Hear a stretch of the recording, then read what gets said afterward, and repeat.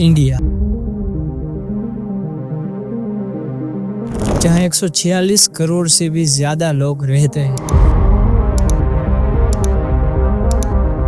और हर साल 1 करोड़ से भी ज्यादा लोग इंडिया में ग्रेजुएट होते हैं, लेकिन उसमें से ज्यादातर लोग अनएम्प्लॉयड हैं। Look at the unemployment rate of people who have graduate degree and above amongst the youth. So these are all 18 to 30-year-olds who all have at least a graduate degree. These are the red bars. Look at their unemployment. Compare that to the unemployment of the youth who are almost uneducated, primary and below. School में हमें पूछा जाता था कि बड़े होकर क्या बनोगे। किसी ने डॉक्टर कहा तो किसी ने इंजीनियर। पर अब बड़े होकर पता चल रहा है कि एक जॉब मिल जाए वो ही बड़ी बात है। आज इंडिया वर्ल्ड की 4th लार्जेस्ट जीडीपी वाली कंट्री बन चुका है, पर फिर भी एक ग्रेजुएट को जॉब नहीं मिल रही। क्यों? Now let's talk about jobs, specifically the job market in India. The last few years have been challenging. There's been a global layoff wave, and it has not spared India. Thousands of people have lost their jobs across companies and sectors.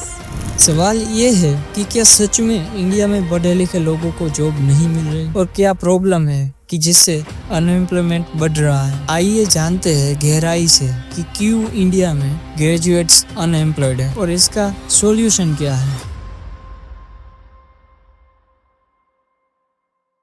2024 के PLFS report के हिसाब से graduate unemployment rate 18.4% है, यानी जितने लोग degree ले रहे हैं उनमें से हर 5 में से 1 के पास जॉब नहीं है। इंडिया स्किल्स रिपोर्ट 2024 के मुताबिक इंडिया में 52.25% ग्रेजुएट्स ही एम्प्लॉयड हैं, बाकी के 47.75% लोग अनएम्प्लॉयड हैं। अब आप लोगों का सवाल होगा कि ऐसा हो क्यों रहा है। उसका पहला रीजन है एजुकेशन सिस्टम। हमारे माइंड में ये फिट कर दिया गया है कि तुम्हें बड़े होकर जॉब ही करनी है। कॉलेज में हमें डिग्री मिलती है पर वो चीज नहीं मिलती जो हमारे फ्यूचर के लिए जरूरी है। कंपनीज को स्किल्स चाहिए, कम्युनिकेशन, टीम वर्क चाहिए, पर स्कूल और कॉलेज में हमें सिर्फ थियरीज ही पढ़ाई जाती है। दूसरा रीजन गवर्नमेंट जॉब। एक एग्जाम के लिए 10 लाख लोग अप्लाई कर रहे हैं पर वैकेंसी होती है सिर्फ 300 की। तीसरा रीजन प्राइवेट कंपनीज को एक्सपीरियंसड लोग चाहिए। वो पहले ही आपका एक्सपीरियंस पूछते हैं। अगर एक्सपीरियंस नहीं है तो पहले एक्सपीरियंस लाओ, पर कहाँ से एक्सपीरियंस लाएं, जबकि हर कंपनीज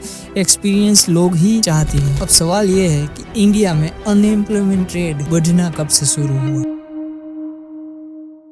2000 से लेकर 2010 तक इंडिया में इंजीनियरिंग कॉलेज बढ़ने लगी। 2011 में जॉब्स कम होती चली गई। कंपनीज ओल्ड एम्प्लॉयज से ही ज्यादा काम करवाने लगी, जिससे ज्यादा लोगों की जरूरत ना पड़े और कंपनी को ज्यादा फायदा हो। उसके बाद कोविड-19 ने जॉब्स हायरिंग फ्रीज कर दिया। इंडिया की इकोनॉमी तो बढ़ रही है पर जॉब्स नहीं। बिहार, यूपी, झारखंड, राजस्थान जैसे स्टेट्स में सबसे ज्यादा अनएम्प्लॉयमेंट है। रूरल एरियाज के लोगों को जॉब्स मिलती ही नहीं है। इंडिया में अगर कोई गाँव का लड़का अपने सपने पूरे करने के लिए शहर जाए तो शहर के लोग उसे चीप मानते हैं। आज के ग्रेजुएट स्टूडेंट्स के पास ग्रेजुएशन डिग्री तो है पर जिंदगी रुक सी गई है। ये सिर्फ जॉब्स की प्रॉब्लम नहीं है, पूरा सिस्टम ही प्रॉब्लम है। कॉलेजेस को डिग्री देने वाली फैक्ट्री बना दिया गया है। कोचिंग इंडस्ट्री भी लोगों को सपने बेचकर स्कैम कर रही है। आप चाहे तो मैं कोचिंग इंडस्ट्री पर भी एक डेडिकेटेड वीडियो बना सकता हूँ, बस आपको एक कमेंट करना। अब बात करते हैं कि इसका सॉल्यूशन क्या है। सबसे पहले स्कूल और कॉलेजेस में सिलेबस को अपग्रेड करना पड़ेगा। Coding, digital marketing, data analysis,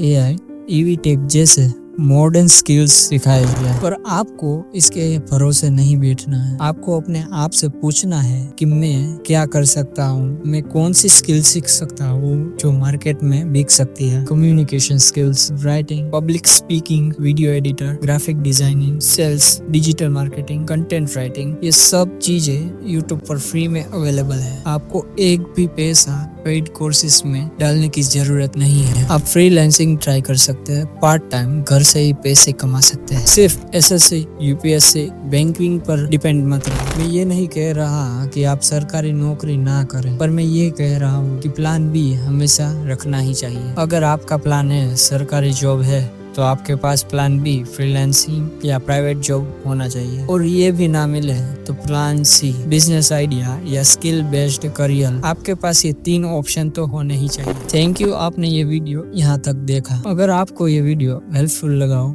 या आपको कुछ नया जानने को मिला हो तो please don't forget to subscribe. अगर आप चाहें तो ये वीडियोस भी देख सकते हैं।